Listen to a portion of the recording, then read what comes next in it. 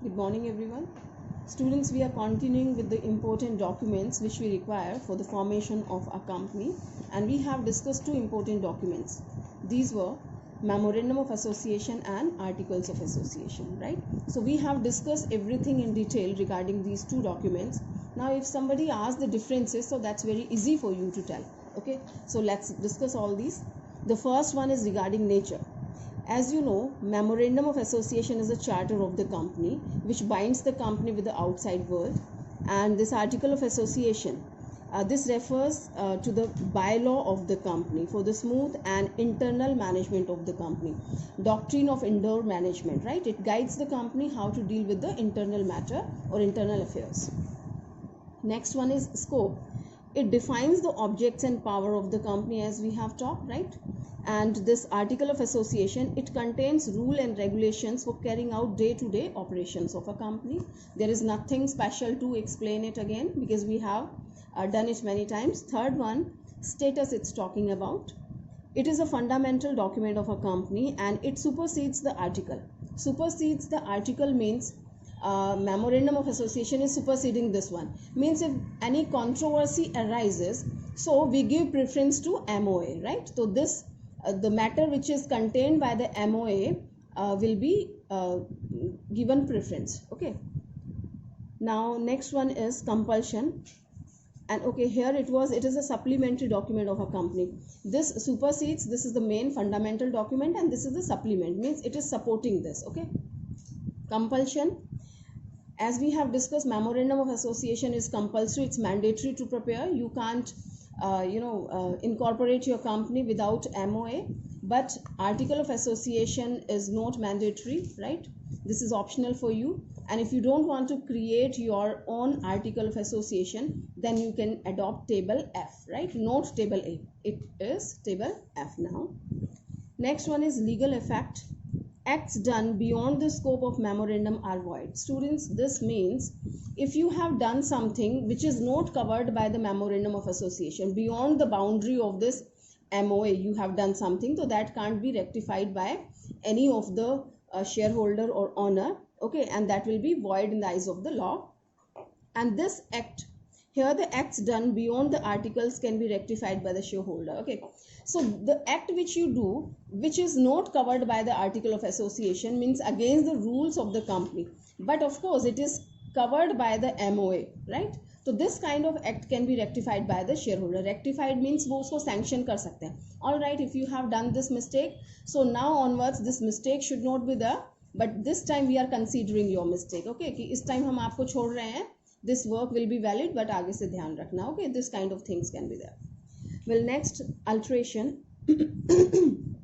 Alteration in Memorandum of Association is a difficult and lengthy process. The approval of the government is necessary for alteration. It's very tedious process, takes a lot of time, money, okay, and legal process. So it's very, very difficult. Of course, we can do the amendments. It is possible, but it's very time consuming, okay, and a lot of formalities are there. Even we have to take the permission from company law board and from the government. I'm sorry. And here, alteration of Article of Association is an easy and simple process, and the approval of the government is not necessary. Here the simple resolution can be passed in the general meeting and we can rectify the Article of Association. We can do certain changes. Well, the last one, it's talking about the relationship. It defines the relationship of the company with the outside world, as we have discussed, and here it defines the internal relationship between the company and its member, right students? So here we have completed Memorandum of Association and Articles of Association. Well, here we are moving to the last but very important document, that is prospectus of the company. As I have told you and I'm repeating it again, students, prospectus we require for the public companies only. Okay, if the question arises why, because when we want to invite the public, please come and subscribe the share of my company or buy the share of my company, then I have to issue the prospectus, which is not required for the private company, because private company is not calling the public, please come and buy the share of my company, right? So this prospectus is not issued by the private company, okay, it is issued by the public company only. And I have explained One more point, if the public company doesn't want to invite the public, right, but it has to fulfill this legal formality to file a prospectus with the registrar, so in that situation company files statement in lieu of prospectus instead of the prospectus, right students? अगर वो public को नहीं invite करना चाहती है and it's a public company, तो वो prospectus के बदले क्या इशू करती है? Statement in lieu of prospectus that he has to file with the registrar, and it is containing all the important information of the company. Okay, so I'm just reading it for you. It's nothing special which I have explained. After the incorporation certificate is issued, a public limited company is required to procure capital or funds through the issue of share, right students? public company को capital चाहिए तो वो public से चाहिए. For this purpose the company is required to prepare a document to be publicly issued or circulated as an advertisement so that a large number of persons may be attracted towards the purchase of share, right? This type of document is called prospectus. So here the definition is given. You may go through, you need not to learn it at this stage, but you must go through it. Okay, now prospectus contains the printed summary of the company's past history. So it's telling what the prospectus is containing. It's containing the history of the company, okay, if any, okay, its present status and a future prospects. All right, so it's containing the history, present and future of the company ki what are your prospects regarding company, what are your plannings, what are you going to do, and such kind of things. Investors make up their mind about investment in a company primarily on the basis of the information contained in the prospectus, right students? So you know when you are advertising something, so you have to give your prospects, okay, on what basis your company is going to do work, so you can attract the investors in the proper way. They can decide the things properly. Does that suits them or it doesn't suit them? Therefore there must not be a misstatement in the prospectus, and all significant information must be fully disclosed. It's telling student that's a reason कि you should not give the misstatement in the prospectus, means nothing false, okay, true information you have to mention in the prospectus. Otherwise later on you can be in the problem also if any misrepresentation is given or misstatement is given, so you can be penalized for that. Somebody can sue you for this act, you know, if you have given the wrong information, so you can be punished for that even. I'm sorry. If a person subscribes for share on the faith of a false or misleading prospectus, he has the right to rescind the contract and claim damages. Have you understood? It's telling that you have given the misstatement, the false statement you have given in the prospectus, and somebody believed your prospectus and they have done the contract or agreement with you, and later on they found that this was the false information, so they have a right to rescind the contract, means cancel the contract, and they can claim for the damages. Okay, if they have suffered some losses because of that, so they can ask for the claim also. Every person who authorized the issue of such prospectus is punishable with imprisonment up to 2 years or with a fine up to rupees 50,000 or both, right students? If they found that, they can be imprisonment for the 2 years and the fine can be up to 50,000, and both the things can be imposed. In this context I tell you students, well, they didn't give the amendments, and every year some amendments come in the law, so definitely this you know, the year of punishment and this penalty must have changed. Fine. Now we will discuss what are the contents of the prospectus, as we have talked about the MOAs, clauses, and the contents of article of association. So what this prospectus is containing, you know, I just give you a brief idea. As we have talked earlier, history, present, and past. I'm sorry, history is the past only. History, present, and future. Okay, what you are going to do, what are your plannings, all these things we mention in the prospectus. So here the important things: the name and address of the company's registered office, where all the mails and you know you will be dealing with rest of the world, that must be mentioned. The main objects of the company, its history and present business. Fine. The number of classes of share, as we have earlier talked, there are the kind of share. You have the preference share and equity share. So the number and classes of share, and later on we have the classification of preference shares also. So what kind of shares you are going to issue, main objectives of the company along with other objective, right, क्या उद्देश्य है company का, and the subsidiary objectives also, name and address of the signatories to the memorandum of association and the member of shares subscribed by each one of them, right, name and address of the signatories on MOA and AOA, right, who are the initial signatories, their address and their name they have to mention, the name and address of the directors and managing director, that you have to give what are the names and addresses of the directors or managing directors, then qualification shares of the director. I've told you students, it is mandatory for the directors to buy some shares, okay, and these shares are called qualification share, okay, because these are compulsory to buy,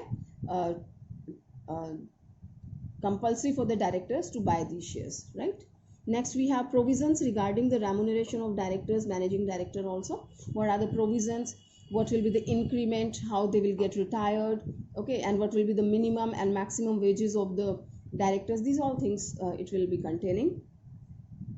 The amount of minimum subscription, we have already talked about the minimum subscription. Well, this is the minimum amount by which company can start its business, and it can issue it can allot the share to the subscribers, okay. Next we have the time of opening and closing of the subscription list. What time you just close your subscription list, right? आपकी subscription list कब बंद होती है, means opening and closing, कि on which date your subscription is opening for the public, means किस date से public apply कर सकती है shares के लिए, that is the opening date, and what is the last date for applying the share is your closing date, right? Now details regarding debentures, if any, as company issue the shares, right, in the same way company can have the money from the public in the way of debentures. Debentures के through भी company पैसा ले सकती है public से, and this is a kind of loan for the company, okay. If company is taking money through shares, so shareholders are the owner, right, and debenture holders are the creditor, because when company takes money in the way in the shape of debentures through the debenture holder, so that is a sort of loan, okay. So details regarding debentures, and we have kind of debentures also, later on we will study. Next is the amount of preliminary expenses. Preliminary expenses means starting के जो expenses हैं, promotion से पहले के incorporation से पहले के जो भी expenses हैं, these are called preliminary expenses. Next we have the amount payable on the application and allotment of each class of share, okay students. I have already quoted कि how much you are asking on application and allotment. Well, that depends upon company कि company may ask the whole amount on the application. Company सारा पैसा application पे भी ले सकती है, and it can have an installment. A little amount it is asking on the application, then an allotment and first call and final call. That way company may collect this money in small installments, okay. So it's telling the amount payable on application and allotment of each class of share, means how much it is asking on the equity share, how much it is asking on the preference share. These all things you will be mentioning in the prospectus. Well, rights, privileges and restrictions attached to each class of share, okay. What are the rights? Privileges means priorities you have given to somebody, and restrictions, don'ts, like आपको क्या नहीं करना है attached to each class of share. The equity shareholders and preference shareholders, what are their do's and don'ts, what they have to do, what they don't have to do, okay. These all things it will be mentioning, their rights, duties, liabilities, so and so. Well, names of underwriter on the issue. I have told you about the brokers and underwriters in the previous classes. So who will be the underwriter for my company, okay, who will help me to sell out the share of my company? I have to mention their name in the prospectus, right students? So here we have completed this contents of prospectus.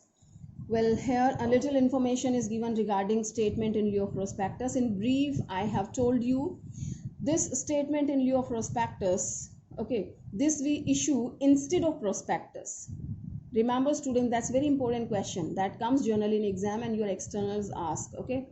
When you don't want, you are a public company, okay, minimum 7 people are there, maximum there is no limit, public company है, limited liability है, but you want to have the benefits of a private company also. Private company के क्या benefits होते हैं कि you don't want any interference of the outsider, बाहर वालों का कोई interference नहीं चाहिए. okay, because you have sufficient fund. You don't want the fund from outsiders also, right? Self sufficient hai, or you can arrange from the bank loan and other things, fine. But you have to fulfill the that is formality of a public company, and that is what you have to issue the prospectus. Then you issue statement in lieu of prospectus, right? So I'm just reading it for you once. Under the following circumstances, a statement in lieu of prospectus may be submitted to the registrar of companies prior to allotment of share. What are these conditions?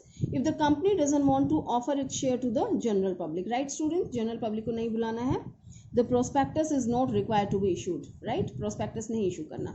Second, when the promoters have managed the funds out of their own resources and don't want to procure the capital at all out of internal resources nor from the general public, okay?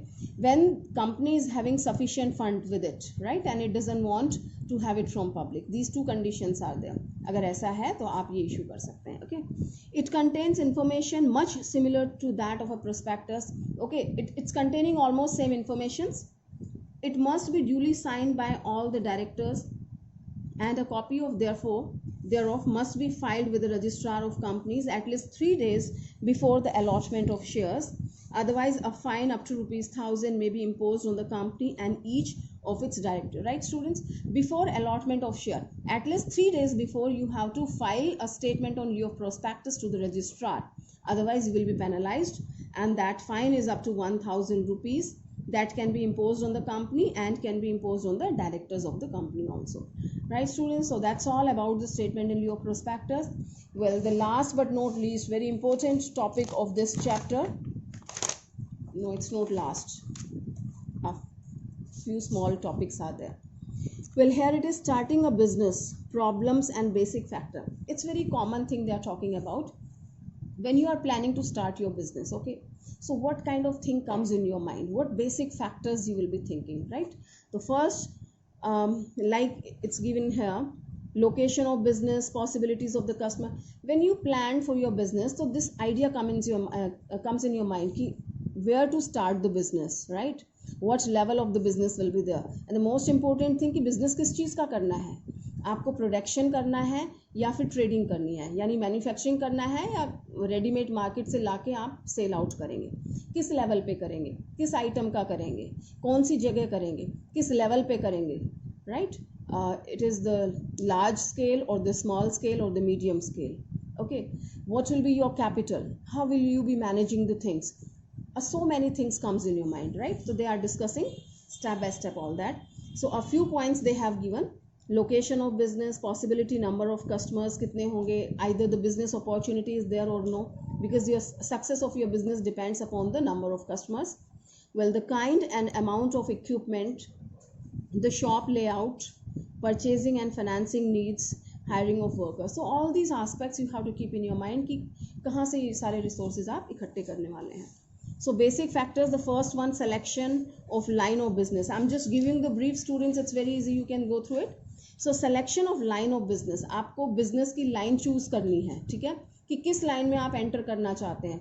You want to enter in a garment line, grocery line, iron line or anything else, okay? Next is size of the firm. आपकी firm का क्या size होगा, large size और the small one, and you think rest of the things accordingly, okay? So after selecting the line of business, the entrepreneur has to decide the size of business, whether to set up large scale or the small scale business. It depends upon the number of factors like availability of finance, competence of the entrepreneur, market conditions, etc. Well, choose a form of ownership. That is what we have discussed in this chapter, students. You are well aware of this now. What is your level, what do you want to do, what are your expectations? You want to start sole proprietorship, partnership, HUF, cooperative you want to start, or you want to start a company. All these things you will be thinking, because now you know the pros and cons of all that, okay? Advantages and limitations of all the form of business organization is well known by you, so you decide properly. Well, then location of the business enterprise, which place will be suitable, where the business opportunities are there, right? So you decide the location very wisely. Next comes your financing the proposition. Well, do you have the finance yourself, or you will be taking from your parents, you will be taking from your friends or family, and if they are not supporting, or they have supported and you need something else, you will be taking it from bank. Okay.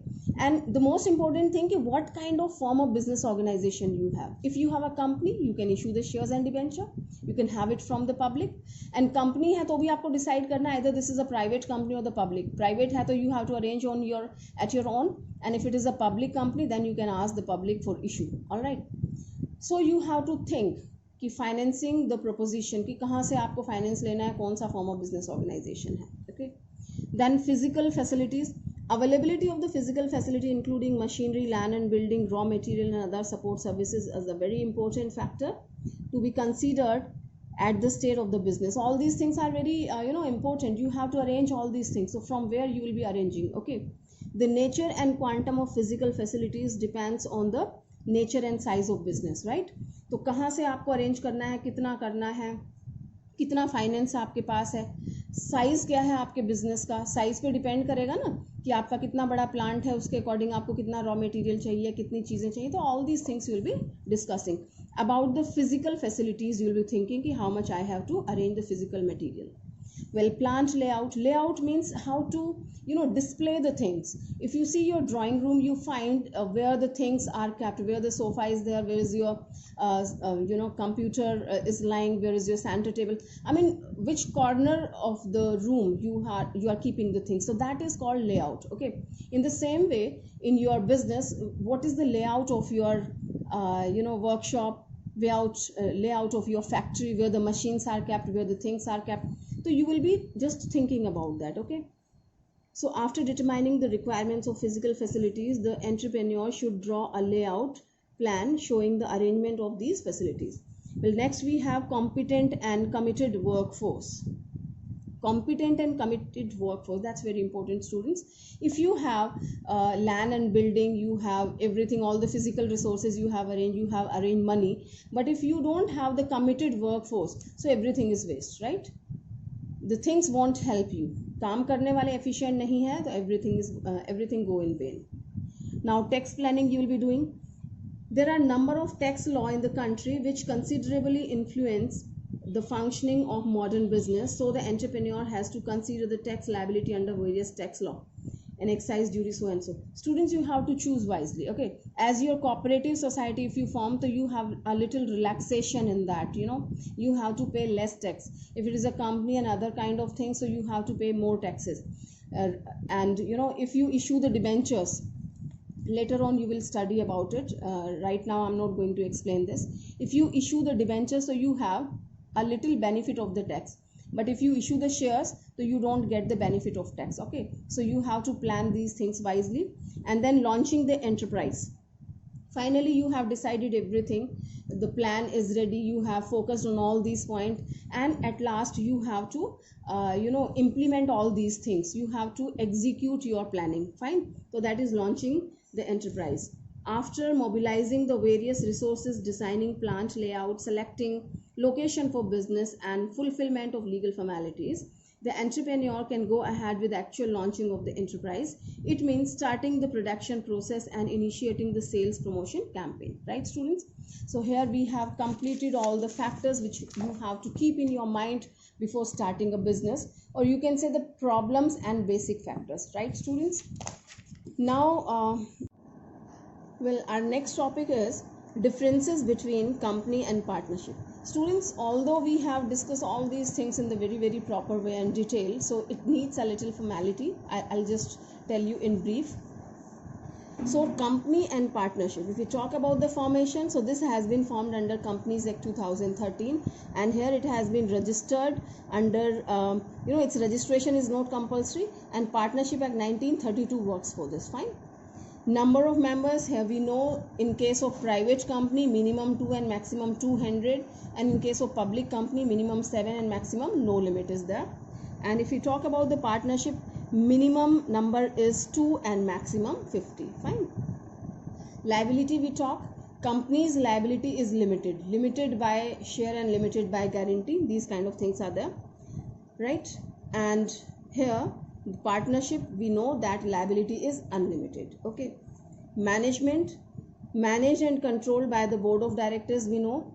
Okay, and here the partnership is managed by its members only, by its partners only.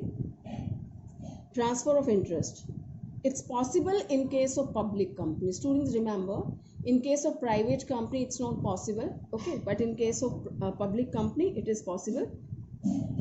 They can transfer the share. Transfer the share means they can sell out their share, okay. It is possible by transfer of shares in case of public company, and here it is not possible at all. They can't transfer their interest. Legal status, if you talk, the company is having separate legal existence, it's an artificial person, and here it's not having any separate legal entity different from its member. That's one and all is the same thing.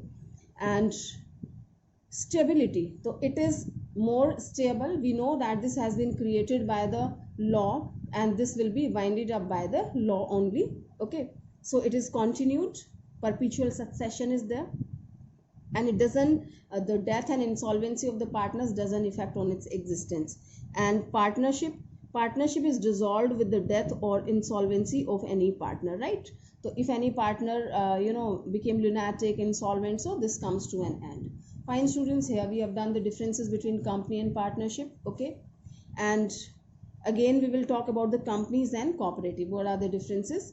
Formation, again this is under Companies Act 2013, and this has been created by Cooperative Societies Act 1912. And number of members, again the same thing. Private company minimum 2, maximum 200. Public company minimum 7 and maximum no limit. And here cooperative minimum 10 and maximum no limit. Management, this is controlled by the board of directors, and this is also managed and controlled by the elected managing committee. Here it is called the board of directors, and here they are called managing committee. Fine. Next is motive. Its motive is to earn profit, maximization of the profit, and here its motive is to provide social services to the public, or you can say the members, especially the members of cooperative society, right? Now government support. Here it doesn't get any kind of government support because their purpose is to earn money, so they have to pay the taxes, and everything they have to do tax and all that thing. And here government provides support to the firm in the form of tax, low taxes it is charging, subsidies it is giving, some government grants are given to the cooperative society, right? Tax rates are also relaxed, kam taxes charge hote hain cooperative pe, okay. Now transfer of share we have discussed. Here free transfer of share in case of public company, okay. Private company ke case mein it's not possible, and here it's not permitted. It doesn't transfer the share. It doesn't transfer the share. It's very important, students, pay attention. It doesn't transfer the share, but whenever it wants, it can leave that cooperative, okay. It's free to join and leave at any time. It can leave the society and it can join also, but it doesn't sell out the share, right, students? So here we have discussed the differences between company and cooperative stores. So this was the lengthiest chapter in your book, and one more chapter which is very lengthy, that is chapter number 4, and one more will be there, that is internal business, right? These 3 chapters are lengthy, okay. So here we have completed. This is very important chapter, students. Once again I'm reminding you, and it is the easiest one, and this gives the basic information regarding all kind of business form of business organizations persisting in the society. So you must study properly to enhance your knowledge, okay. You are a commerce student, so you must know what kind of businesses are there in your surrounding, okay. So please keep learning all these topics on the daily basis, otherwise this will be really very difficult for you, okay, right, students? So thank you.